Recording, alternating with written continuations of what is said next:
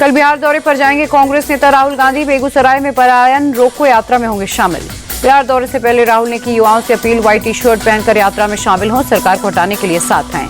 3 दिन के दौरे पर जम्मू कश्मीर पहुंचे अमित शाह एलजी मनोज सिन्हा ने एयरपोर्ट पर गृह मंत्री को किया रिसीव। जेएंडके की सुरक्षा व्यवस्था की समीक्षा भी करेंगे। प्रधानमंत्री मोदी ने तमिलनाडु के रामेश्वरम में पंबन ब्रिज का किया उद्घाटन। रेल मंत्री अश्विनी वैष्णव भी रहे साथ। एशिया का पहला vertical lift span railway bridge है पंबन ब्रिज। 2.8 किलोमीटर लंबा ब्रिज रामेश्वरम को मंडपम से जोड़ेगा। श्रीलंका से लौटते वक्त हेलीकॉप्टर के जरिए पीएम मोदी ने राम सेतु देखा। सोशल मीडिया पर वीडियो किया शेयर। लिखा, श्रीलंका से लौटते वक्त राम सेतु के दर्शन का मिला सौभाग्य।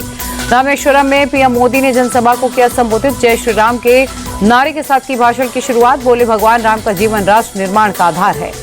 मोदी बोले, पंबन ब्रिज तकनीकी विरासत का समागम। इस ब्रिज से लोगों का सफर आसान होगा। रामेश्वरम में पीएम मोदी बोले, आज भारत में तेज गति से हो रहा विकास। 10 साल में देश की अर्थव्यवस्था दोगुनी हुई। मोदी बोले, तमिलनाडु का विकास हमारी प्राथमिकता। तमिलनाडु के विकास के लिए सरकार ने 3 गुना ज्यादा पैसा दिया। मोदी ने नाम लिए बिना सीएम स्टालिन पर निशाना साधा। बोले, कुछ लोग बिना कारण के रोते रहते हैं। एनडीए सरकार में तमिलनाडु का बजट बढ़ा है। भारतीय जनता पार्टी का 45वां स्थापना दिवस आज। दिल्ली स्थित पार्टी मुख्यालय में राष्ट्रीय अध्यक्ष जेपी नड्डा ने पार्टी का झंडा फहराया।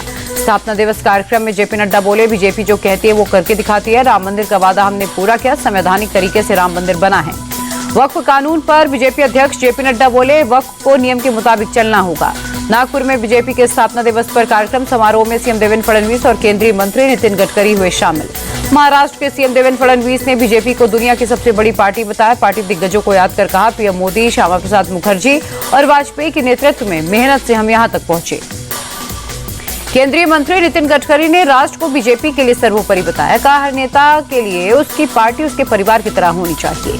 महाराष्ट्र में 1,51,00,000 लोगों ने बीजेपी की प्राथमिक सदस्यता ली। प्रदेश अध्यक्ष चंद्रशेखर बावनकुले का बयान। बीजेपी के स्थापना दिवस पर रविशंकर प्रसाद का बयान। 1980 को आज ही के दिन बनी थी बीजेपी। पार्टी देश के विकास के लिए प्रतिबद्ध है। रविशंकर प्रसाद बोले, आज बीजेपी दुनिया की सबसे बड़ी पार्टी। पीएम मोदी के नेतृत्व में तेजी से हो रहा है हर क्षेत्र में काम।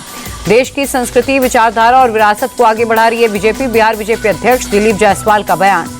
बीजेपी के 46वें स्थापना दिवस पर उद्धव ठाकरे का तंज। कहा, तिथि के अनुसार है या फिर तारीख के अनुसार।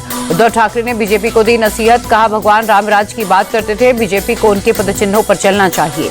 किसान नेता जगजीत सिंह डल्लेवाल ने खत्म किया अनशन। पिछले 5 महीने से आमरण अनशन में थे डल्लेवाल। कृषि मंत्री शिवराज सिंह की अपील के बाद खत्म किया अनशन। डल्लेवाल बोले, मांगे पूरी होने तक आंदोलन जारी रहेगा।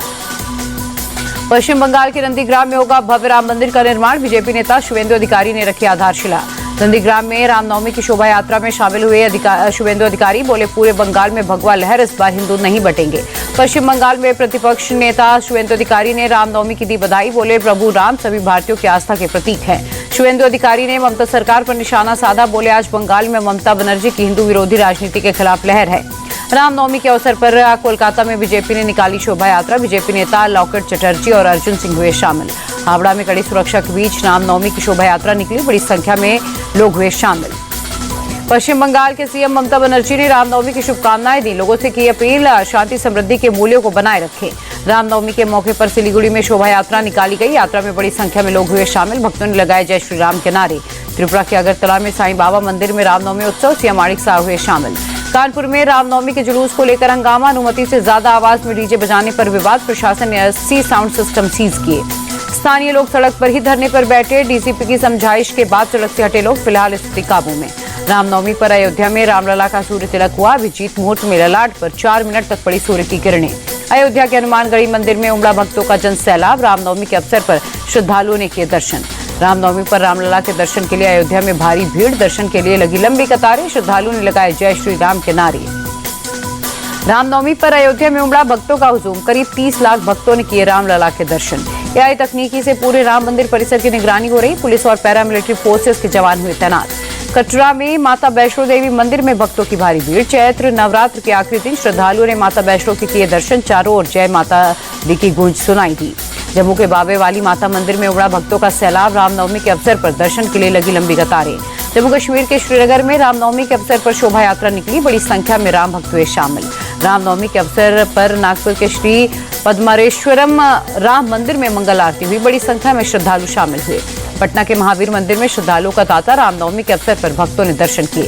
रांची के तपोवन मंदिर में श्रद्धालुओं की भीड़। चैत्र नवरात्र के आखिरी दिन भक्तों ने किए माता के दर्शन। जम्मू कश्मीर में सुरक्षा बलों को बड़ी कामयाबी। कुपवाड़ा में आतंकियों के ठिकाने से गोला हथियार बरामद हुए। सुरक्षा बलों ने एक मशीन गन और 7 असॉर्टेड हैंड ग्रेनेड भी बरामद किए। कांडी फॉरेस्ट एरिया से हथियारों का खेप बरामद। एमपी के उज्जैन में एक्सप्रेस ट्रेन में लगी आग। ट्रेन को रोककर कराया गया खाली। किसी के हताहत होने की खबर नहीं।